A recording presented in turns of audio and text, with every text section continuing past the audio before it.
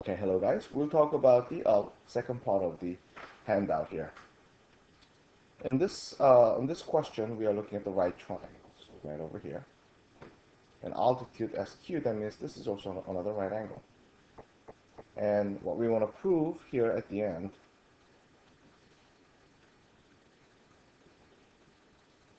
is PR, which will be this to PS. We're looking at big triangle here. Now, second one,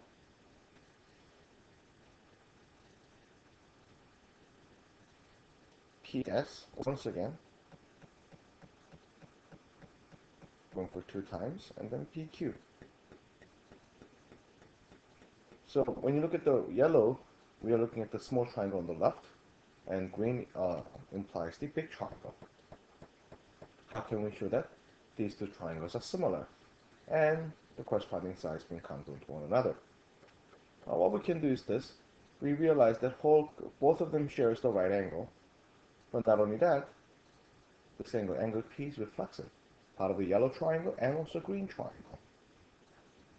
Okay, great. So let us try to write this one up and uh, write up the proofs here altogether. So here's a statement. This is the reasoning.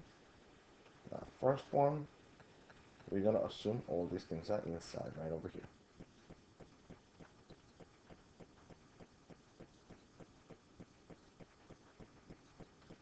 Now, step number 2. Then we realize that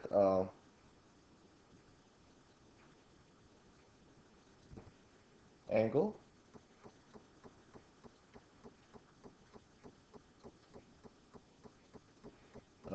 PSR is a right angle. Now, because how do you know if this angle is right angle? Because they mentioned the word hypotenuse. So opposite to hypotenuse is the right angle.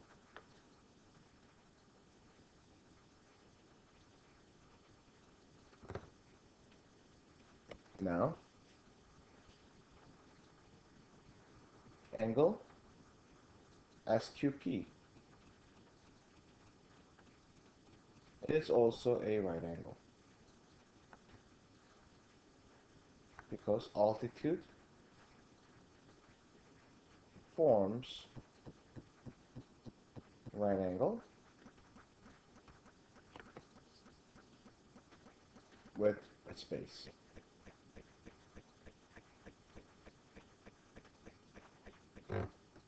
Now, step number 4, and then angle P is congruent to angle P. Reflexive. Now, step number 5, therefore we realize a triangle PSQ is similar to the triangle PRS. The AA. Number 6. Then we can write down PR over PS is equal to PS over PQ. Now, the reasoning, this was 5, sorry about that, is because corresponding sides are in proportion.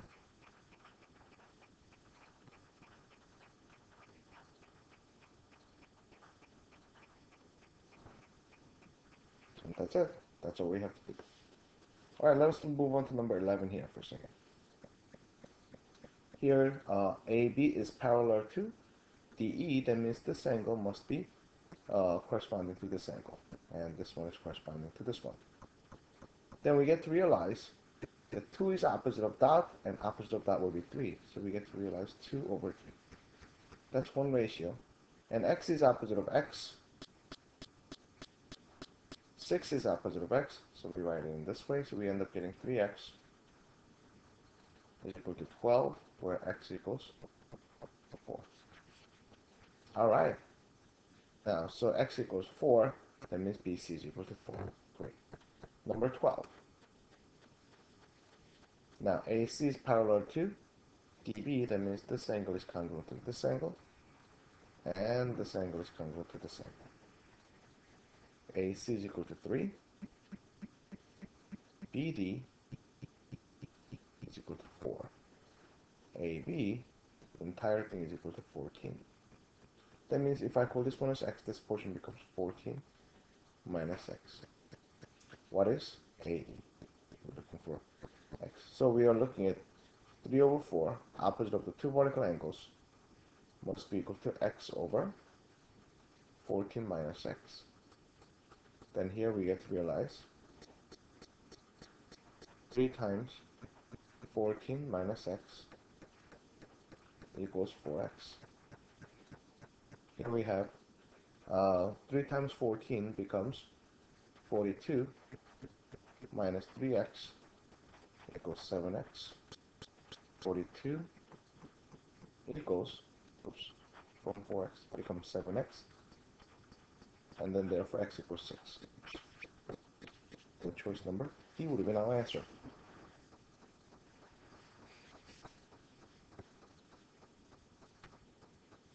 Now, the triangle has sides 6, 8, and 12. What is the perimeter of the triangle formed by connecting the midpoint?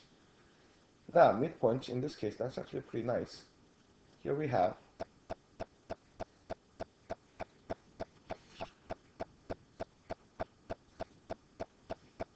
so we're going to assume that this side is 6, this side is equal to 8, this side is equal to 12. But the thing is, we're going to get the midpoint.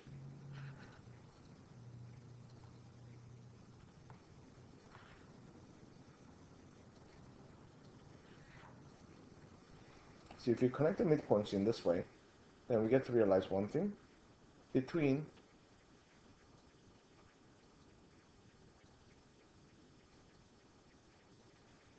the small yellow triangle and the big triangle, they were similar because we get to realize that this is shared angle, and the ratio of the sides would be 1 to 2. So it's 1 to 2. So by SAS, we get to realize the small upper triangle is similar to the big triangle. Now, that means, since the ratio is 1 to 2, then this will be simply equal to 3. So as this one becomes 4, and then this one becomes 6.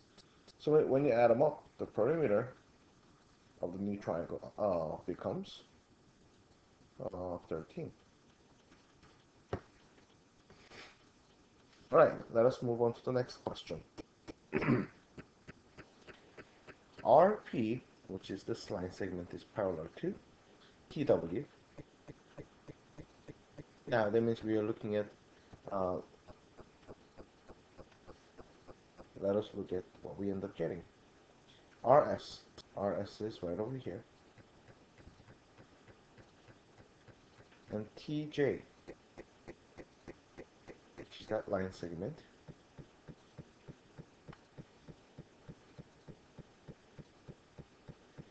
And then TW will be right over here, and SJ. So basically, that's the ratio. Then how are we going to write this one up?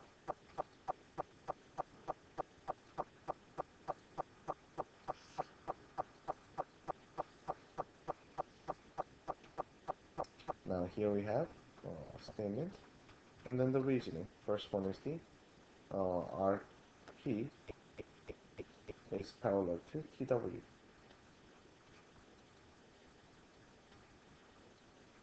And then the reasoning will be given.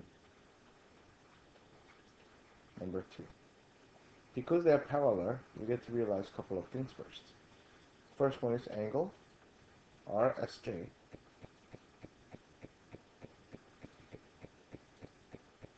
is congruent to angle WTJ. Why? Alternate interior angles.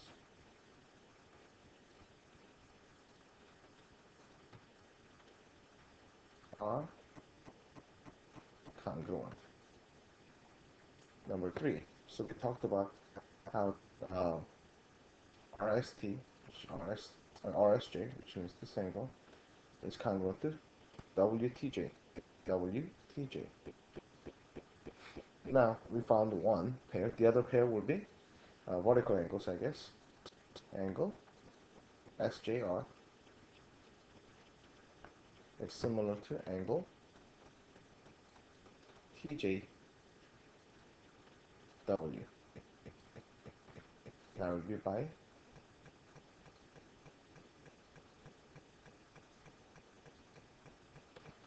these are congruent. Vertical angles are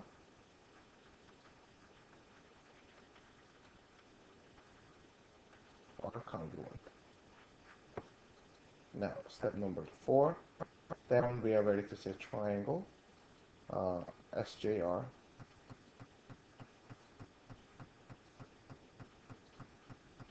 similar to triangle TJW by side side. Now, step number 5. Therefore, we can write it as RS and over TJ or TW equal to SJ and JT. So number 5 will be corresponding sides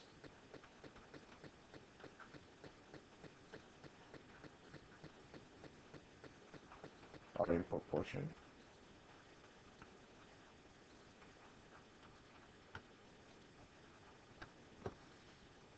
Now number 6, therefore, RS times TJ is equal to TW times SJ. Number 6 becomes product of means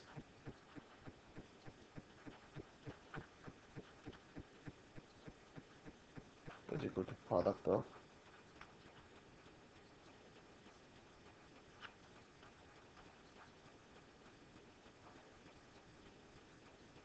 extremes.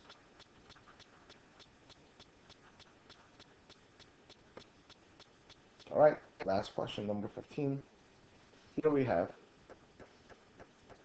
parallelogram similar to before. Triangle DFC, upper triangle, and then it's congruent to lower triangle. Once again, vertical angle right over here, and alternate interior angle. That's all you have to do. And we get to prove that those two triangles are congruent. Alright, we'll stop here for today, and I'll see you guys later. Bye-bye.